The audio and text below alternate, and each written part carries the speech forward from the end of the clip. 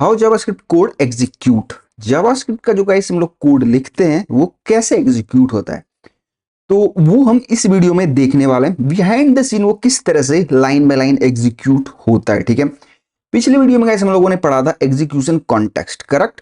And इस video में हम उसको थोड़ा और डिटेल में देखने वाला है कि कैसे जावास्क्रिप्ट जब कोड एग्जीक्यूट होता है तो क्या बिहाइंड द सीन होता है वहां पे। ठीक है, तो चलते हैं। ठीक है, तो what happen when we run JavaScript code. तो जब भी हम जावास्क्रिप्ट कोड रन करते हैं तो क्या होता है वहां पे, तो देखते हैं।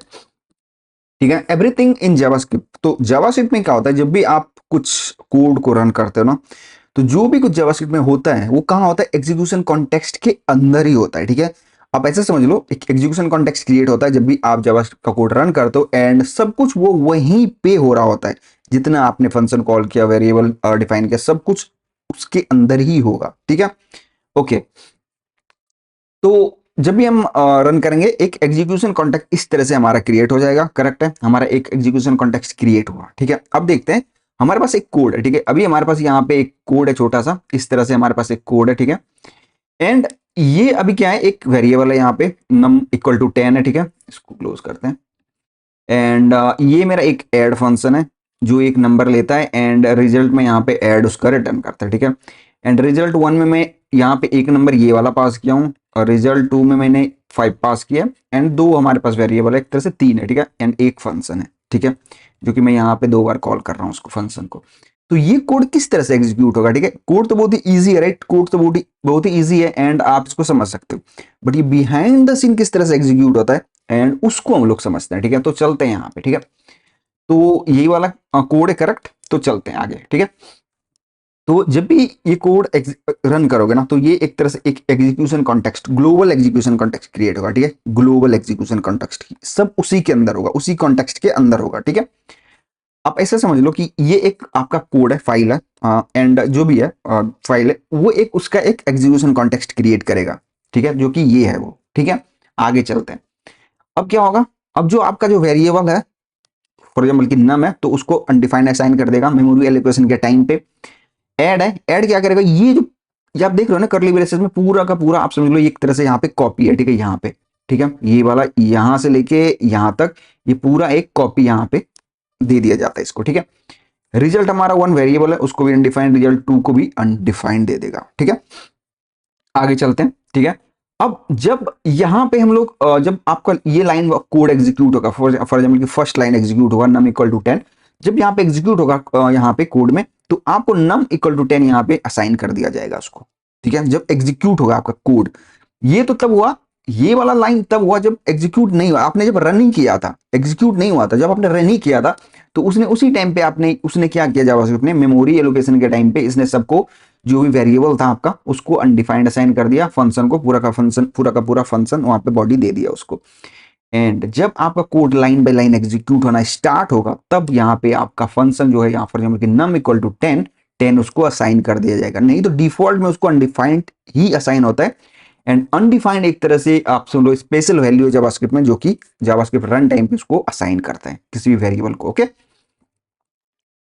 अब चलते हैं आगे। ठीक है, तो अब मान लो कि अब हम लोग यहाँ पे आते हैं। ठीक है, अभी तो ये तो फंक्शन है, ये तो अभी एग्जीक्यूट यहाँ पे तो नहीं हो रहा है, कहाँ एग्जीक्यूट हो रहा है, यहाँ पे एग्जीक्यूट हो रहा है, करेक्ट है।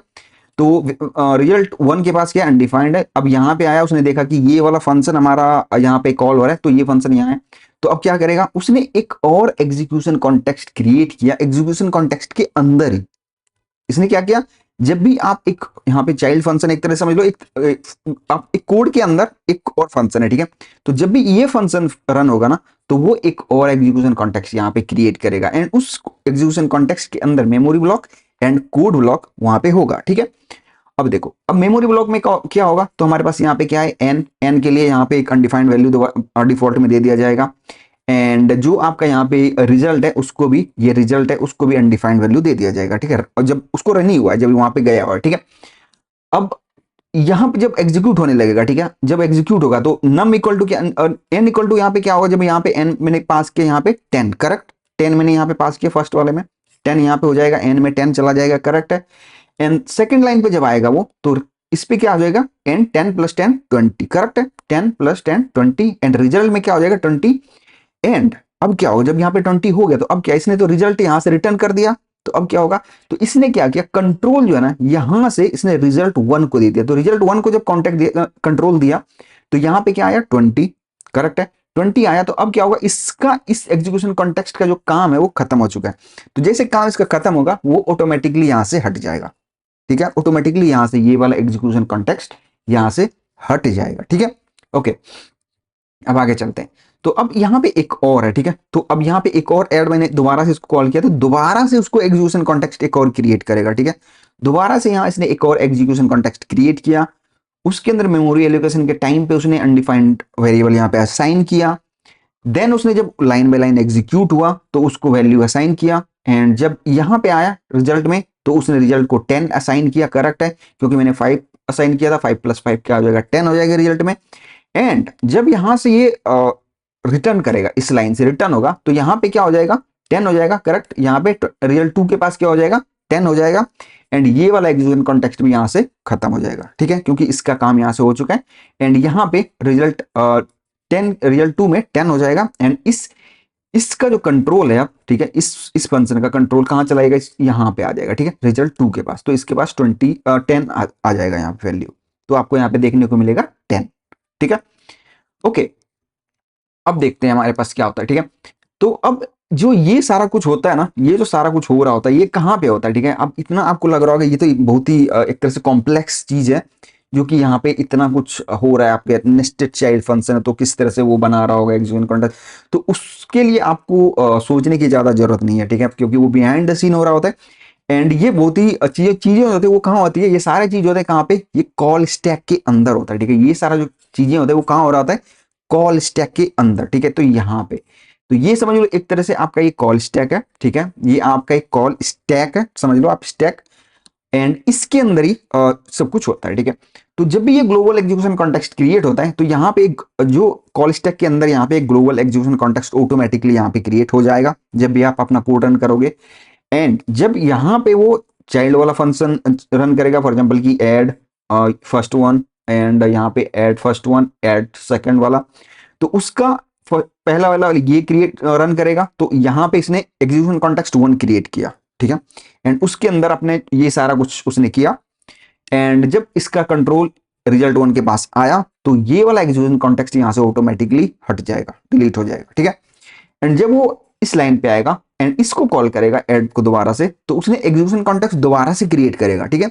एंड एग्जीक्यूशन कॉन्टेक्स्ट 2 यहाँ पे दोबारा क्रिएट हुआ, एंड इसके अंदर ये सारा जो एग्जीक्यूशन है वो हुआ यहाँ पे, एंड देन इसका भी काम खत्म होगा एंड ये भी यहाँ से हट जाएगा, ठीक है।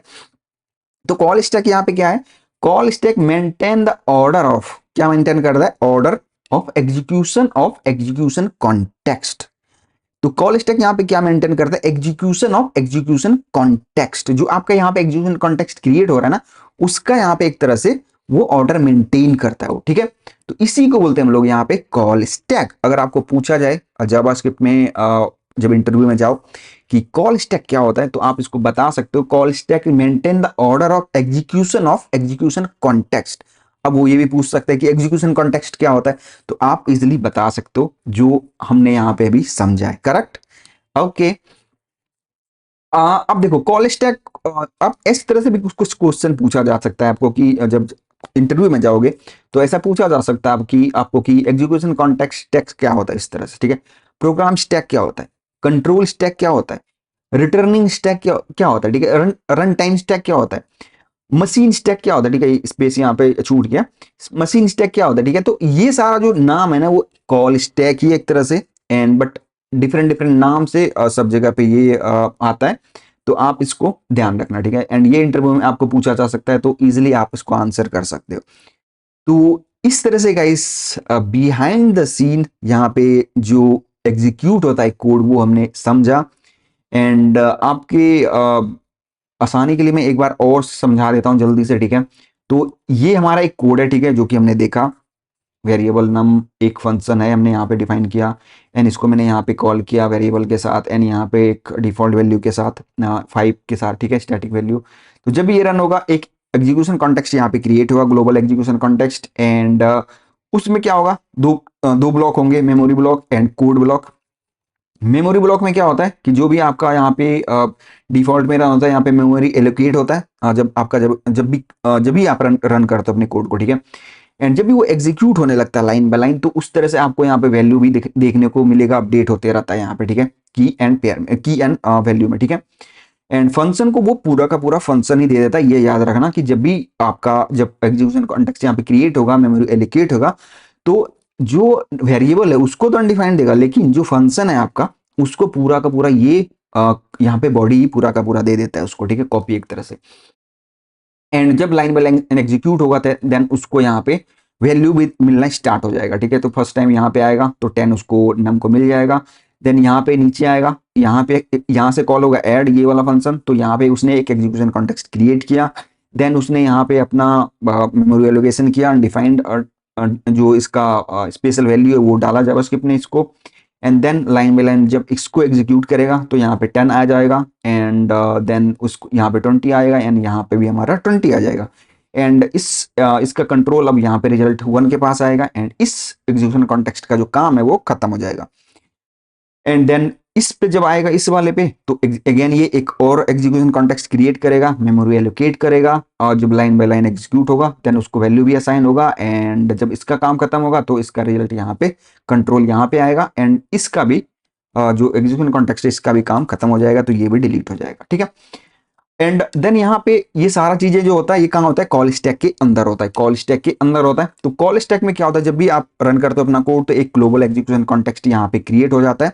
यहाँ पे एक ग्लोबल एग्जीक्यूशन कॉन्टेक्स्ट इस तरह से समझ लो कि क्रिएट हो जाता है, ठीक है। एंड ये एक तरह से ग्राफिक रिप्रेजेंटेशन है आपके लिए, ठीक है, कि आप समझ जाओ कि किस तरह से बिहाइंड द सीन होता होगा, ठीक है। ये एक ग्राफिक रिप्रेजेंटेशन है आपके लिए, ठीक है। अब मान लो एरे होता है चीजें, वहां पे एरे जो होता है, एरे में इसी तरह से वैल्यू पूछ होता है, राइट, 1 2 3 इस तरह से पूछ होता है। तो आप इस तरह समझ लो ये एक ग्लोबल एग्जीक्यूशन कॉन्टेक्स्ट जब कॉल स्टैक के अंदर जाता है तो इस तरह से कुछ जाता है। एंड जब यहाँ पे अब यहाँ पे जब ऐड कॉल होगा तो उसका यहाँ पे एक अलग एग्जीक्यूशन कॉन्टेक्स्ट क्रिएट होगा यहाँ पे। एंड देन यहाँ पे वो जब इसका काम खत्म होगा तो ये जो एग्जीक्यूशन कॉन्टेक्स्ट है यहाँ से हट जाएगा। देन दोबारा जब एग्जीक्यूशन कॉन्टेक्स्ट सेकंड वाला को फंक्शन कॉल होगा तो इसका एक अपना एग्जीक्यूशन कॉन्टेक्स्ट होगा। एंड यहाँ पे वो जब इसका काम खत्म होगा तो ये भी यहाँ से हट जाएगा। एंड वो जो एग्जीक्यूशन कॉन्टेक्स्ट है जो चाइल्ड वाला है वो हट जाएगा। एंड जो पूरा जो जो ये वाला है, अगर आपका पूरा काम खत्म हो गया, अपना कोड रन हो गया, तो ग्लोबल एग्जीक्यूशन कॉन्टेक्स्ट भी यहाँ से हट जाएगा, ठीक है। एंड कॉल स्टैक यहाँ पे होता क्या है, जो हमने समझा, call stack maintain the order of execution context. तो जितने भी एग्जीक्यूशन कॉन्टेक्स्ट होते हैं उसका ऑर्डर एक तरह से मेंटेन करता है अपना कॉल स्टैक, एंड उसी को बोलते हैं हम लोग यहाँ पे कॉल स्टैक। कॉल स्टैक को मल्टीपल नाम से भी जाना जाता है, जिसको कि हम लोग ये बोलते हैं एग्जीक्यूशन कॉन्टेक्स्ट स्टैक बोलते हैं, कहीं पे प्रोग्राम स्टैक बोलते हैं, कहीं पे कंट्रोल स्टैक बोलते हैं, कहीं पे रन टाइम स्टैक बोलते हैं, कहीं पे मशीन स्टैक बोलते हैं। तो ये सारे डिफरेंट नेम है जो कि हम लोग इंटरनेट पे पढ़ सकते हैं। एंड होता उसको बोलते हैं at the end call stack, ठीक है। तो उम्मीद करता हूँ गाइस आपको ये समझ आया होगा जो हमने समझा है। एंड ये बहुत डिटेल में हमने समझा किस तरह से जावास्क्रिप्ट काम करता है बिहाइंड द सीन। तो पूरा गाइस आप वीडियो देखोगे तो आपको अच्छी तरीके से समझ आ जाएगा, एंड कोई भी इंटरव्यू में आप इजीली आंसर कर सकते हो ये सारे क्वेश्चन के। थैंक्स फॉर वॉचिंग गाइस, मिलते हैं नई वीडियो।